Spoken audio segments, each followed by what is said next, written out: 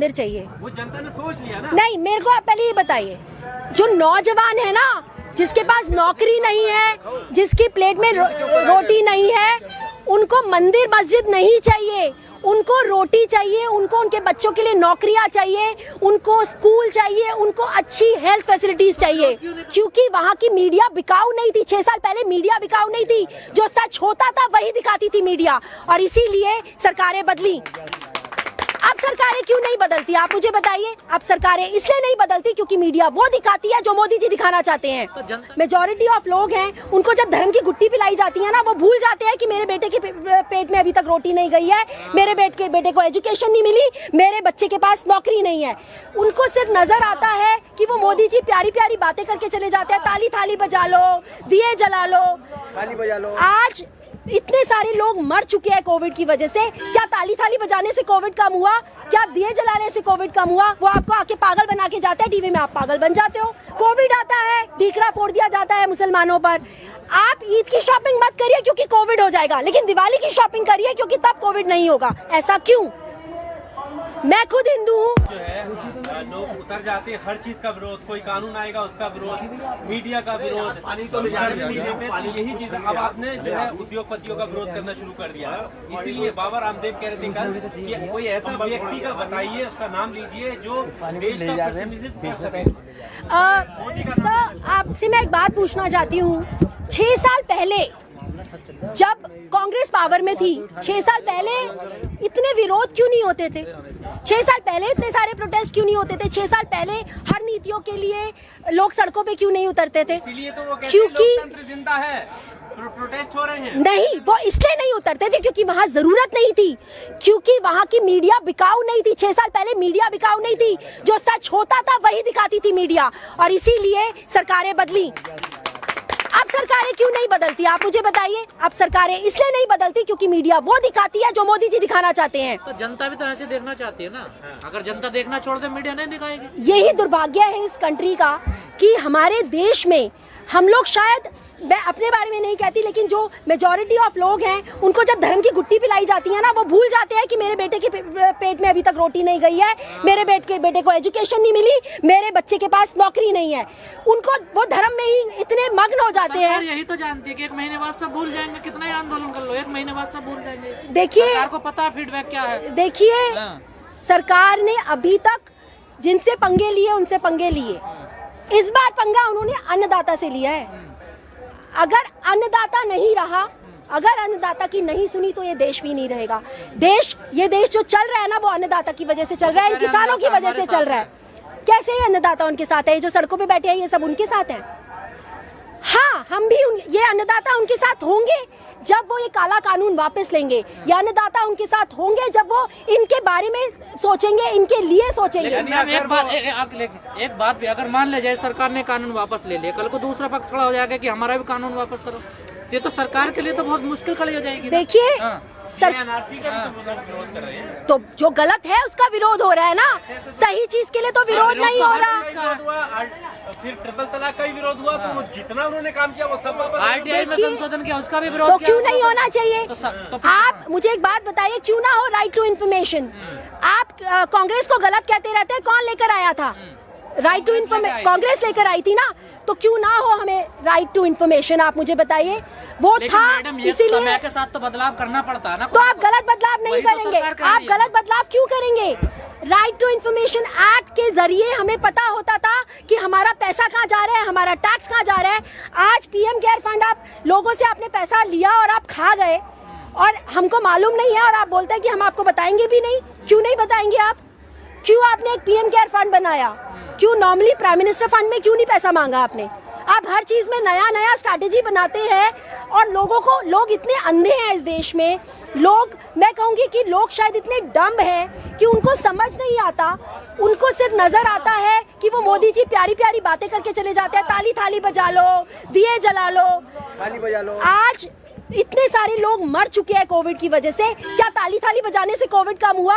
क्या दिए जलाने से कोविड कम हुआ? वो आपको आके पागल बना के जाते हैं, टीवी में आप पागल बन जाते हो, और फिर आप उनको वोट दे देते हो। आपको समझ में नहीं आता कि अगर आज इस देश में कोविड नहीं आता अगर आपने ट्रंप की विजिट नहीं कराई होती। इस देश में कोविड नहीं आता अगर आप टाइमली सारी की सारी फ्लाइट्स बंद नहीं करते। लेकिन क्योंकि आपको मध्य प्रदेश में एमएलएस खरीदने थे, इसलिए आपने ऐसा किया, इसलिए आपने कोविड आने दिया। पार्लियामेंट का क्यों करते हैं आप बंद? क्योंकि वहाँ किसानों के हित की बात हो रही है। तब आपको कोविड आ गया कि कोविड है इसलिए हम बंद कर रहे हैं। 26 जनवरी की परेड पे 20 साल से चर्चाएं हो रही है ना, हर कोई अपनी रिपोर्ट दे रहा है ना। तो आप तो ठीक है, जितने भी विपक्ष है उनको बीच में बिठाइए। जो भी आप लोग हैं, किसानों के जितने भी लोग हैं उनको बीच में बिठाइए, उनसे पूछिए कि वो चाहते क्या है, उन्हें क्यों प्रॉब्लम है इस कानून से। इस सब लोग मिलके आप ऐसा नहीं करेंगे कि आपने एक कानून बनाया और आपने अगले दिन लागू कर दिया, जिस तरह से अमित शाह करते आए हैं हमेशा। आप 370 हटाते हैं, आप एक बार कश्मीरियों के, आप बोलते हैं वो भी कश्मीरियों के हित में है। अगर कश्मीरियों के हित में था तो क्यों बंद किया वहाँ पर उन्होंने? आज तक बंद है वहाँ पर इंटरनेट सर्विसेज और फोन। सरकार कह रही है किसानों को जो दिक्कतें हैं हम उन पर संशोधन करने के लिए, लेकिन ये भी सच्चाई है ना, जो गाँव एरिया में जाओगे कोल्ड स्टोर बने हुए नहीं है, किसान अपनी फसल कहाँ रखे? सरकार यही कह रही है कि कंपनियां आएंगे कोल्ड स्टोर बनाएंगे, किसान को फायदा मिलेगा। उसके लिए ऑलरेडी है ना, जो बीच में लोग हैं वो है ना। आप अंबानी अदानी के कोल्ड स्टोरेज ही क्यों बनवाना चाहते हैं? अडानी अंबानी थोड़ा कोई भी कंपनी आ सकती है, विदेश की आ सकती है, कहीं की तो भी आ सकती क्यों है। आए विदेश की कंपनियां? आप किसानों से पूछिए ना, जो जिस तरह से चीजें चल रही थी, आप किसानों से पूछिए वो क्या चाहते हैं। एक चाय की टपरी लगाने वाला भी डिसाइड करता है कि मैं 5 रुपए की चाय बेचूंगा, तो किसान क्यों नहीं डिसाइड कर सकता?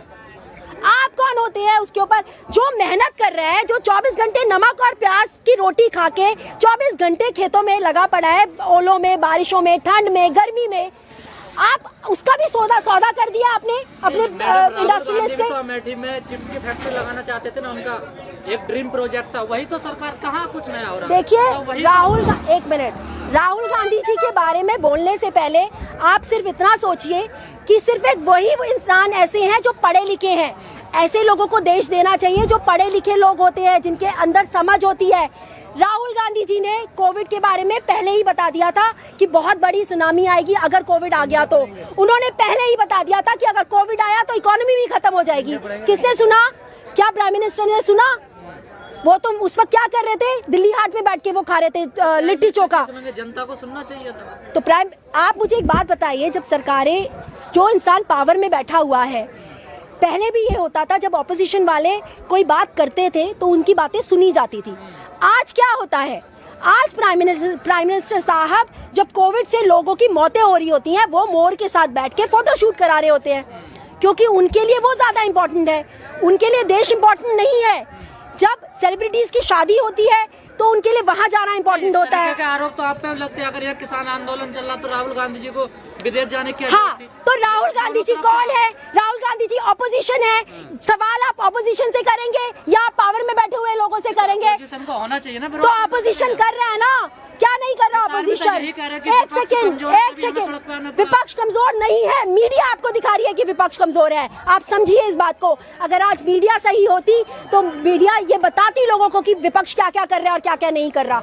आप जहाँ खड़े हुए हैं ना, यहाँ पर 24 घंटे का लंगर है, यहाँ पर सुबह शाम किसानों की मदद के लिए लंगर लगा हुआ है, और ये कांग्रेस का ही लंगर है। और यहाँ ही नहीं, टीकरी बॉर्डर, बुराड़ी, आपका सिंगू बॉर्डर, सब जगह पे लगा हुआ है।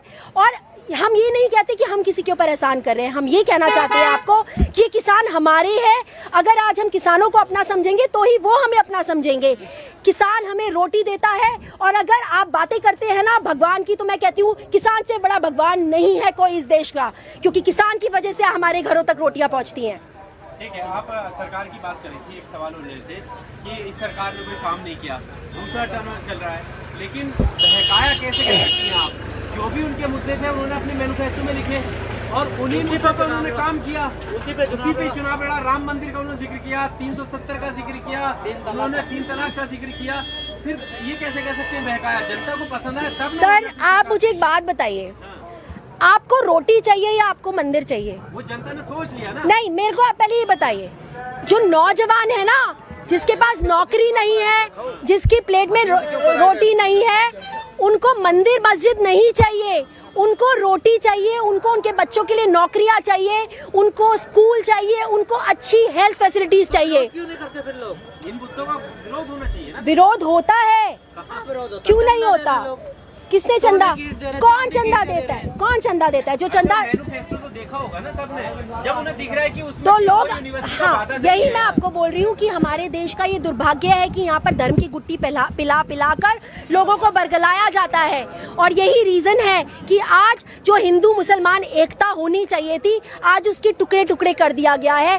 सेम जो अंग्रेजों के टाइम पर उन्होंने ये कहा था ना कि आपस में इनकी लड़ाई कराओ और उसके बाद देश पे कब्जा करो, वही चीज मोदी जी कर रहे हैं। जब से उनके पास सिर्फ और सिर्फ धर्म की गुट्टी के अलावा और बात होती क्या है। कोविड आता है, डीकरा फोड़ दिया जाता है मुसलमानों पर। आप ईद की शॉपिंग मत करिए क्योंकि कोविड हो जाएगा, लेकिन दिवाली की शॉपिंग करिए क्योंकि तब कोविड नहीं होगा। ऐसा क्यों? मैं खुद हिंदू हूँ। नहीं तो उनका तो रास्ता क्लियर है ना, वो तो किसी मुस्लिम को टिकट भी नहीं देते हैं। वो तो उन्हें तो फिर आप वो इसको पहले कहते हैं हमें ना कॉलेज हाँ, बनाना ना स्कूल तो बनाना। आप इसको डेमोक्रेसी कैसे कहते हैं? और आप जो कांग्रेस पे आज आवाज उठा रहे हैं, जो उनके ऊपर सवाल उठा रहे हैं, आप देखिए कांग्रेस की सीनेट में, आप कांग्रेस की सीनेट में देखिए कि वहाँ हिंदू भी है, मुसलमान भी था, हमेशा से सिख भी था और ईसाई भी था। वो लोग धर्म की राजनीति नहीं करते, वो काम की राजनीति करते हैं। काम करते हैं इसीलिए टिके हुए थे 70 साल तक। 70 साल की बातें करते हैं ना ये लोग, 70 साल तक थे यहाँ पर क्योंकि वो काम करते थे।